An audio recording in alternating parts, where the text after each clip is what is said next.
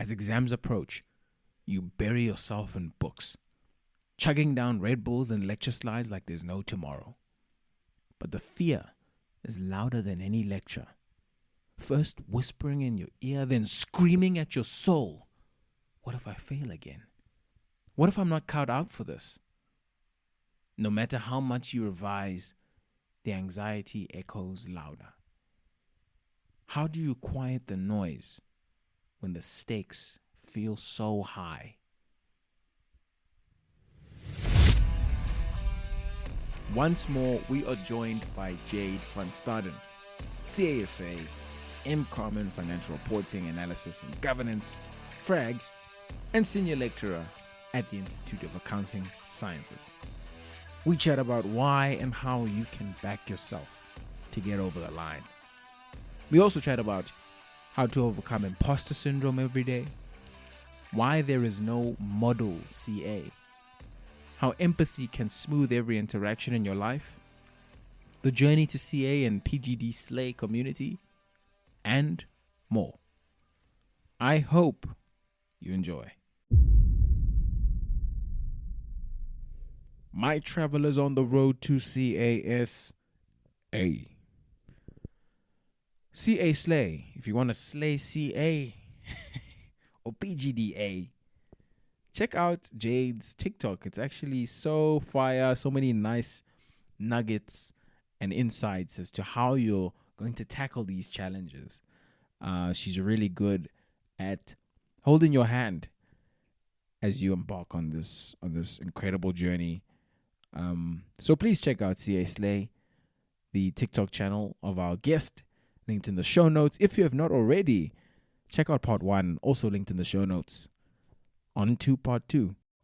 The journey to CA. You mentioned journey to CA. You sprinkled a lot of stuff. Journey to CA, what is it? And like, what are your plans for it? Okay, so Journey to CASA was a little business that I launched sort of last year officially, yeah. So I was an academic trainee in 2022 at UCT. So I didn't go straight into audit articles because I really enjoy academia. I was a tutor throughout university, loved that aspect. My favorite thing is just making hard to grasp concepts easy and enjoyable. So I really love the challenge of doing that. So when I left UCT and I started working in audit, I kind of just felt a little bit unfulfilled because I don't think my heart lies in audit. So I thought to myself, well, ITC is going to be written in January of 2023. I figured out a lot of really good exam technique for ITC when I did it. Maybe I should try and start something to help other people, but I'm gonna make it super affordable. So that's what I did. So I started with the ITC Jan 2023, and then I was like, well, let's not stop here. Let's go to PGDA students as well, because you can sort of build them up with all the things you wished you had done differently in PGDA, with flagging and summaries and tutorials and lecture attendance and all these things that people don't really consider important but are really actually crucial in PGDA. And I thought, well, I could also make a difference there. So then I got some PGDA students. So I was doing ITC and PGDA last year. And then this year I've been working with IAS on their APC program. So they've kind of insourced me to help out on their APC program. So yeah, we went from having, I think I had 10 people with my ITC, my very first sort of sessions last year, January, and now I'm sitting at 80 people. So yeah. Sure. And it's difficult because it's not so you get the turnover from PGDA to ITC, right? But then you've got to draw in a whole new year of PGDA with brand new people in the next year. So it's tough. But I'm very proud of that growth, quite honestly. It's phenomenal. It's phenomenal. And what is the program? Is it Is it a community as well? Obviously, so do you provide lectures based or like tutor sessions, group tutorials? What is the whole thing? Is there like a WhatsApp group for it?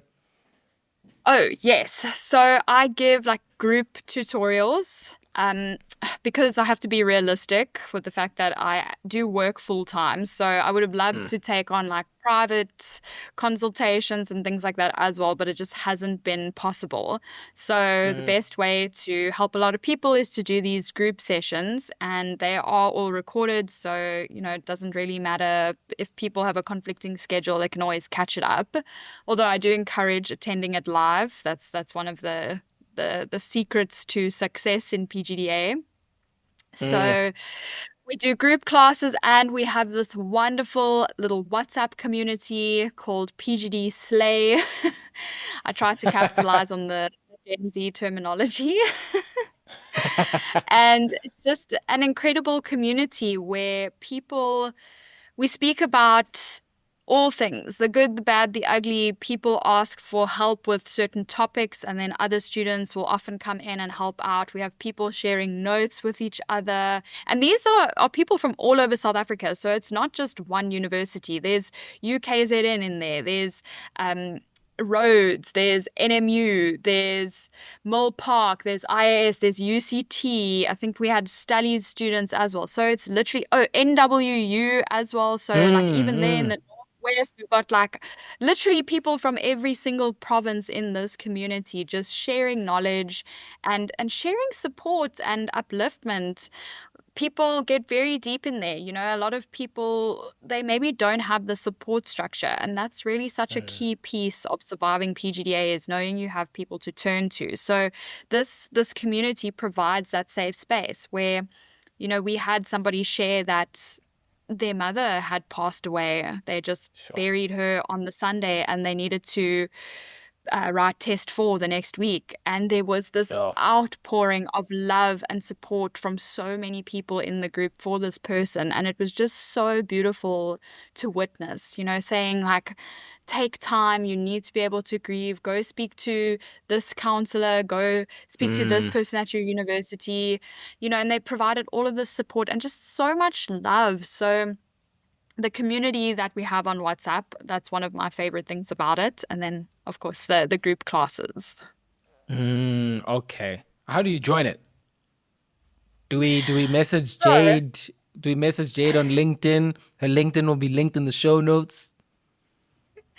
So that is typically how I reach people, is via LinkedIn. A lot of it has been word of mouth as well.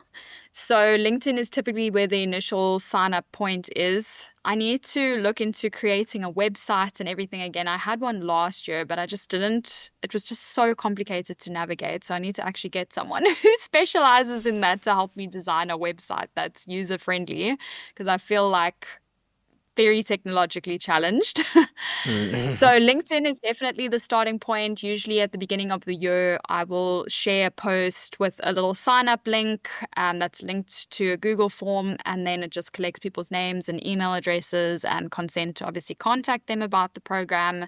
And then I run another sort of post like that later on in the year when we get to the second semester.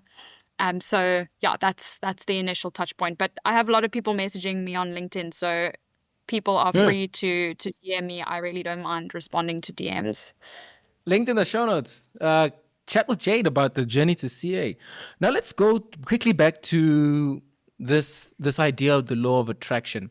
I'm reading I'm actually reading the biography, or it's not really a biography. It's more of an analysis of his works. But there's this guy named Joseph Campbell. He is credited for basically creating or popularizing this idea of the hero's journey. So that's basically the archetypal story or progression of a hero. If you look at like Star Wars, it's how Luke Skywalker went from young, lowly peasant to the rebel who eventually, in fact, he didn't do it as a rebel, he did it as a Jedi, but the one who would eventually free the rebellion and take over the empire, right? So it's that whole journey of being a hero. And the interesting thing about it is, drawing to this idea of the law of attraction, a lot of the hero's journey is, it's actually not an outward journey. It looks like it's outward. He goes out to slay the dragon, but it's mainly an inward journey where he's actually not going out slaying a dragon, but he's going in and finding religion. And I feel like that's a lot of the struggle. It's really inside. It's this belief that it's a really ingrained thing that, I can't get a 60 or I can't get a 70%, or, it's for that type of student. I'm not that person. I can't pass CTA. Accounting's not for me. All these thoughts, they come from a really deep thing that's rooted in that idea of the law of attraction. I wanted to know, like, what are your thoughts around it? And like, what have been some of those things that you see have been from within that have resulted on the outside for you? Sure. Okay, that's a big one, because it's definitely a thing where most of the battles that you fight are within yourself. You are slaying demons that you have around yourself, and negative self-belief and things that you've been conditioned to believe about yourself, whether that's from growing up or from what you see on social media. So a lot of that struggle is really, really internal. I know that for me, I struggled a lot with imposter syndrome. You can't see it now, but I am a really loud, outspoken girl. I've got tattoos. I'm really crass. I say what's on my mind.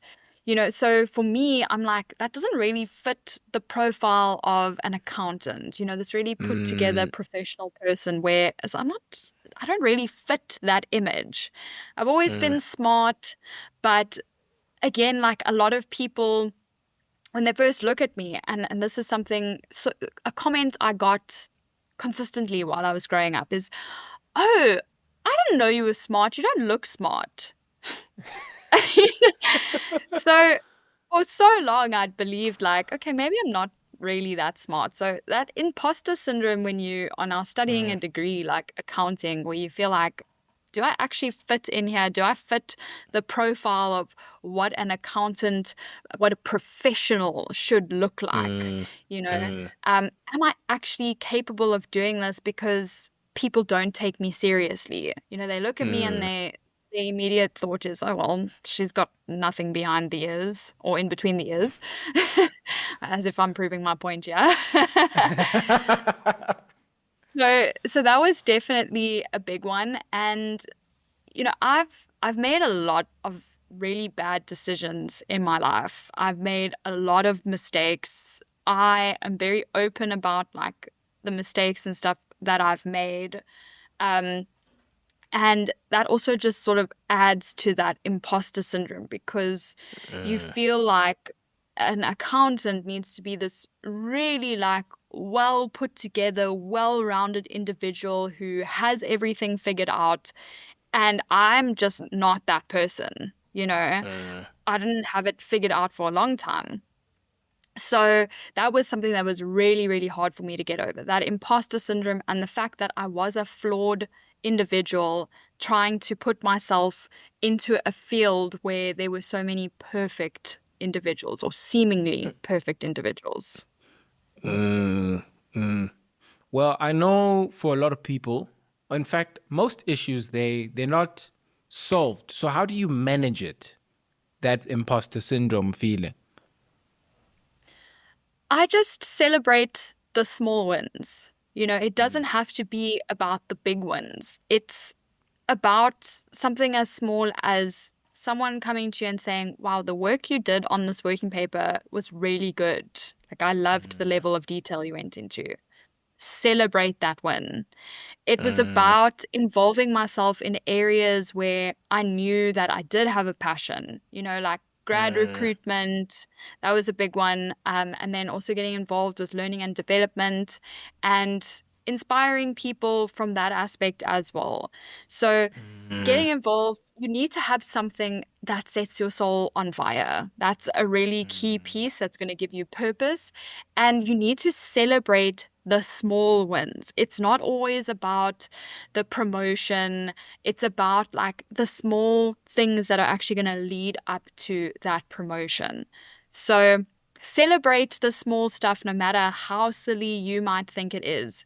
You know, sometimes I would even celebrate the fact that I had woken up, I needed to go to work, I didn't feel like it. My body, my soul was screaming, I can't, I can't, I can't. And I pulled myself out of bed and got in the shower and got in the car and made my way to work. And that was a win for me. So celebrating even being able to get out of bed on the bad days is also celebrating the small wins. And that was so key. And I think also just being gentle with yourself. You know, at the end of the day, we are humans. We are not robots. So our best looks different every day. It's one of my favorite sayings. Your best looks different every day. Sometimes your best is you giving 20%, whereas other times your best is giving 90%, you know, and just understanding that we are going to be affected by things that are going on in our lives, personal things. Maybe you're having a fight with family. Maybe there's a rift in a friendship. You know, those things are going to affect your overall feeling and how you perform. So be gentle with yourself. And a lot of people just want to be hard on themselves all the time, put this pressure on to be this completely 100% functional, performing human being at all times when it's just not realistic. Yeah, the compassion piece is huge because I think a lot of our problems, and even going back to the law of attraction, a lot of our problems we create because I even think about this idea. So there's this thing called mimetic theory. It was actually coined by René Girard. I think he's a French mathematician or philosopher. I should be quoting properly, but go check out René, mimetic theory. And basically it's this idea that, and this is a scientific concept, so there's a lot of research behind it. It's also Peter Thiel. He's a big venture capital dude. He invested in PayPal. I think it was he part of the PayPal mafia? I think he might have been part of those guys. But René Girard was one of his mentors that he studied under. So crazy billionaire dude. René Girard is a philosopher that he looked up to. It's this idea that we as people are mimes. So human beings are imitation machines. We will do what others do. We are just sponges when we're young people to all the stimulus and all the influences around us. And with that tendency of us to do what others do, when you project something negative, it's not woo-woo. It's actually that when you project this unfriendly, unhospitable exterior, you know what you're going to get? You're going to get an unfriendly and unhospitable environment. And it's so important to understand where you are, because even when you have that imposter syndrome and that maybe victimhood mentality, you must understand that when you act in that way, if you give in to that imposter, you don't celebrate the small wins, you don't find what sets your soul on fire and have that compassion for yourself, when you don't do those things that sort of quell that voice, you're going to be projecting things that are going to reflect badly in your life. So it's like, I think just understanding the interconnectedness of so many things, it's powerful. And it was this very interesting idea that was posed by this one psychiatrist, this practicing psychiatrist. It was from The Diary of a CEO by Stephen Bartlett. the guy said that when we understand something, automatically behavior changes. And I was like, whoa. Because when you understand the angst within you, when you understand that imposter, you start to understand, okay, when there's this little feeling in me, okay, it's a signal, do this. When, you understand the reason why you're addicted to something. Like, I have this protocol. So right now I'm recording out of my phone, right? But I have two phones. This is my second phone. This is my Kale phone. So I didn't really understand my phone addiction. I was addicted to like just scrolling and stuff, like many of us are. Doom scrolling, yeah. The doom scrolling. This protocol really helps me take myself away from that habit. So this phone I use until about 1:00, and then I can use this phone for like, I can scroll if I want to from 1 onwards. So it was like me understanding why I was addicted. I was addicted because of this environment. This is the environment for me that puts me in that mode where I'm just scrolling and doom scrolling, right? This is a much more healthy environment. So now, like, I don't know, it's like I even have less stress because I just put my phone downstairs. I just like, No, absolutely. And I like that, like, when you understand something, that's when you can change the behavior, you know. And I think that's like the hardest thing for a lot of people.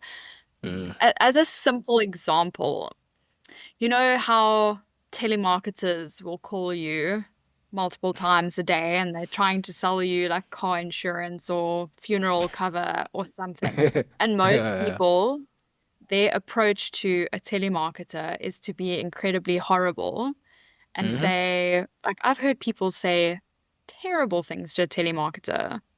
But if you understand that at the end of the day, that is a human being at the end of the other line. They are just trying to do their job. Their job is sales. And you are being so incredibly horrible to them without even understanding what's going on in their life. You know nothing about their personal circumstances, that maybe this is the only job that they can get to put food on the table for their family. And here you are screaming profanities at them and putting the phone down in their ear. So personally, I can never be horrible to a telemarketer. I'll say, oh no, thank you, I'm not interested today. Because why would I choose to be anything other than kind? Because when you are kind, and you shouldn't expect kindness in return because the world is a very ugly place. But it's like you said, it's that projection. So you project kindness and compassion onto other people, and that is what you get back. That is that projection coming to life in its fullest form. I've had a few clients that have been maybe not the nicest to me, but overall my experience with clients in delivering compassion, especially, like one client at the moment, they're going through a really big like system change. So when I email them, I say, I know you have a lot on your plate dealing with XYZ system change, but if I could please ask you to address these queries for me, I'd really appreciate it. Acknowledging people's struggle does so much good. And I feel like we don't do enough of that in the world, because what we want to show people is we want to show them the victory moment. Yes, we got this promotion, we passed this exam, we've got this opportunity. It's just champagne and fireworks and balloons, but we don't show them, the sort of the ugly that we had to overcome to get to that victorious moment. And I feel like people need to be more real about that part of the journey as well. I feel like I've like somehow managed to link lots of different ideas together here. That's amazing. And I think they are connected. So the thought that came to my mind is that in all those interactions, understanding and appreciation preceded the compassion. I think it's really just a matter of wrapping your head around it. Like, wrap your head around the problems that people face, and you will come with a more compassionate view. Wrap your head around your problems. When you can wrap your head around why you feel so much stress around IAS bloody 16, or not 16, maybe 36. IAS 36 21. impairment. Oh, 21, maybe 21. If you can wrap your head around the angst, wrap your head around even the feeling, wrap your head around discomfort, you'll begin to give yourself a little bit more grace. Because I think giving yourself grace is like just alleviating pressure so that you can take on this battle. Because like when you think about all the stress that we already experience, imagine now adding stress by your own lack of beliefs of yourself, No, absolutely. And that's one thing that I've also challenged myself to do in Journey to CASA. So I actually had this conversation with the IAS CEO the other day, and I just said to him, I don't understand why I put myself in a position to try and explain a topic that I didn't even understand in PGDA. And it's exactly that sort of relatability that people appreciate, because what I do is I don't try to go to a solution and explain to you how they got to the solution. I put myself in that position where I'm sitting in front of this question and I have no idea where to start. And then that's when I go back to the topic. Sometimes I'll even rewatch lecture videos, or I'll sit there highlighting a standard or go through notes or something like that. I immerse myself in that position as a PGDA student, because that relatability, understanding that angst that they are feeling, that is what people need. There's a lot of choosers out there, but the relatability aspect is what's missing, I think. So I put myself in that position. Like the last weekend, we did mergers and acquisitions for Manfin and transfer pricing, which are two really tough topics, really, really tough. And I didn't understand them at all when I was in PGDA. So it takes hours for me to prepare for these sessions. So I sat myself down, I looked at this question, and I was like, okay, where am I going to start? Then go back to the notes, rewatch the lecture videos. Okay, logically, okay, this makes sense. Oh, okay, now I can figure out an approach here. So understanding that anxiety, and that's the first, you understand the anxiety, and that's your first step to solving the problem. Yeah, as I say, understanding and appreciation precedes now the solution. That's the new version. Understanding and appreciation precedes the solution. Yeah, that's a pretty good one. Somebody actually asked me, the one girl who was writing at UKZN, she said, Jayde, do you have any last minute tips for Manfin? And I said, at this stage, you've already started the exams. You need to believe that you have put in the blood, sweat, and tears necessary to carry you over that finish line. Because I promise you, from what I've seen throughout the year, through the notes that you've shared with people on the group, these are incredible notes. Wow, they're better than my summaries as well. And I thought I did good summaries. So you've put in the work. You've so clearly committed to this process. You need to believe yourself. You need to back yourself that you are worthy of passing PGDA and continuing this journey to get to CASA, because here you are making the sacrifices. And that's the one thing that's severely lacking. People don't believe in themselves.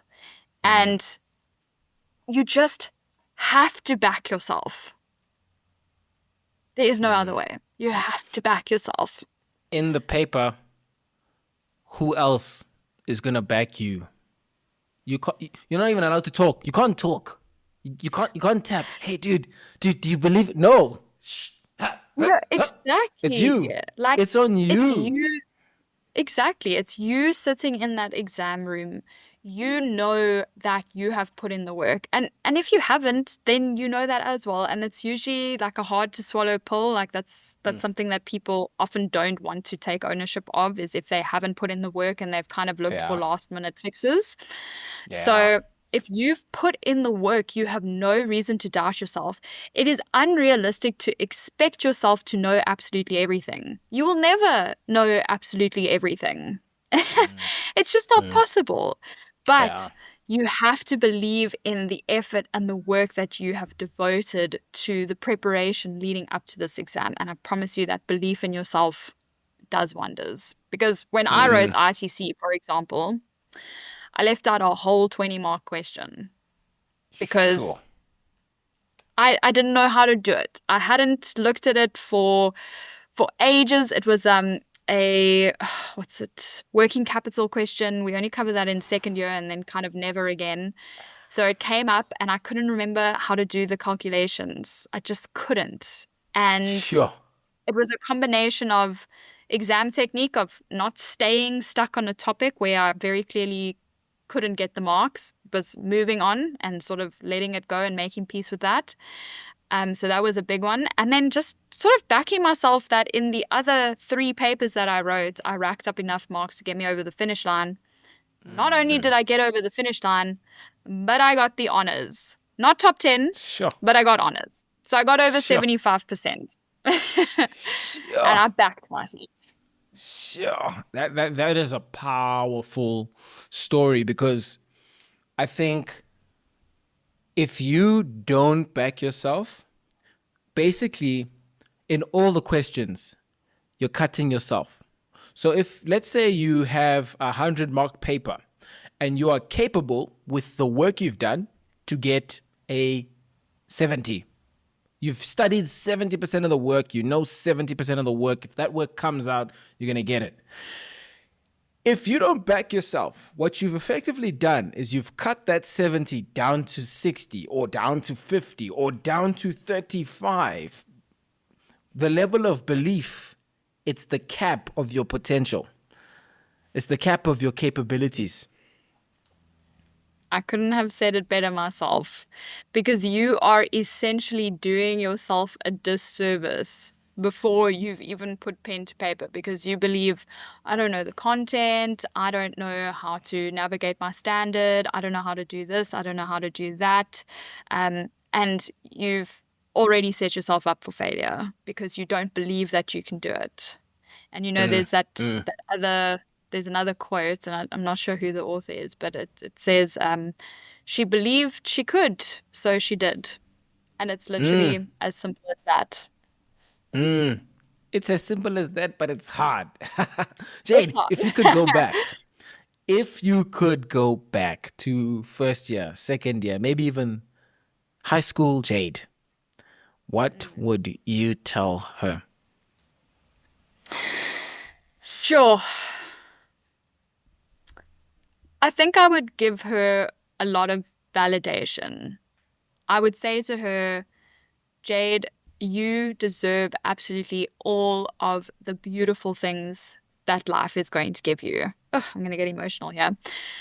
You are so deserving of love and success because you are a kind person, you are a compassionate person, and you have overcome so much in your life to get you to the point where you are now. So you are so deserving. Don't ever for a second think that you don't deserve the wonderful things that come to you. And keep doing things that set your soul on fire.